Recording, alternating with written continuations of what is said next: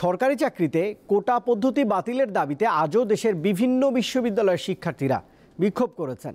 কোথাও কোথাও সড়ক অবরোধ করেছেন তারা। এদিকে কোটা পুনর্বহাল করে হাইকোর্টের দেয়া রায় যেমন আছে আপাতত তেমন রেখে রাষ্ট্রপক্ষকে নিয়মিত আপিলের নির্দেশ দিয়েছে আপিল বিভাগের পূর্ণাঙ্গ বেঞ্চ। সরকারি চাকরিতে কোটা পদ্ধতি বাতিলের পরিপত্র বহাল রাখার দাবিতে বৃহস্পতিবারও আন্দোলন করেন বিভিন্ন বিশ্ববিদ্যালয়ের শিক্ষার্থীরা। ৫ জুন হাইকোর্ট এক রিটের চূড়ান্ত শুনানি শেষে নবম থেকে ১৩তম গ্রেডের পদে নিয়োগের ক্ষেত্রে মুক্তিযোদ্ধা কোটা বাতিলের পরিপত্র অবৈধ ঘোষণা করে রায় দেয়।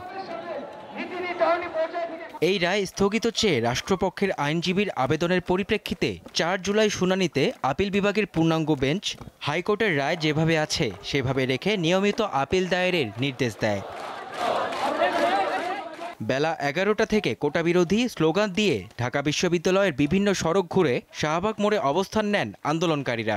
আমরা চাই যে বাংলাদেশের যে বৈষম্য সৃষ্টি করা হচ্ছে এটা যেন কখনো বাংলাদেশে তৈরি না হয়। কোটার বাংলাদেশ থেকে উৎখাত না হবে ততদিন পর্যন্ত আমাদের এই আন্দোলন কন্টিনিউ থাকবে। তাদের দাবি ২০১৮ সালের পরিপত্র বহাল সাপেক্ষে কমিশন গঠন করে দ্রুত সময়ের মধ্যে সরকারি চাকরির সব গ্রেডে অযৌক্তিক ও বৈষম্যমূলক কোটা বাদ দিতে হবে। আজকে একটা রায় হওয়ার কথা ছিল, সেটা স্থগিত হয়েছে যতটুকু শুনেছি।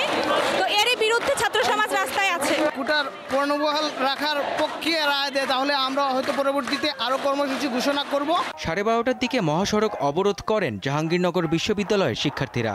অবস্থান নেন প্রধান ফটকের সামনে। এতে ভোগান্তিতে পড়েন যাত্রীরা। সন্তান সন্ততি থেকে নাতিপুতি অবধি পাচ্ছে, তাহলে আমার বাবা যে মুক্তিযোদ্ধা করতে পারে না, এখানে কি আমার কোনো দোষ আছে?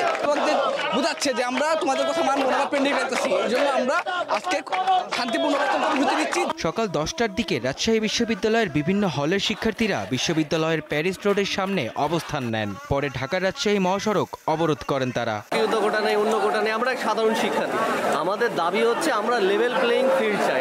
এই কোটা বাতিল না হওয়া পর্যন্ত সারা দেশের সকল পাবলিক বিশ্ববিদ্যালয়গুলোতে সমাবেশ এবং সংগ্রাম চলতেই থাকবে। এদিকে সরকারি চাকরিতে কোটা বাতিলের দাবিতে কুমিল্লা বিশ্ববিদ্যালয়ের শিক্ষার্থীরা ঢাকা চট্টগ্রাম মহাসড়ক অবরোধ করেন।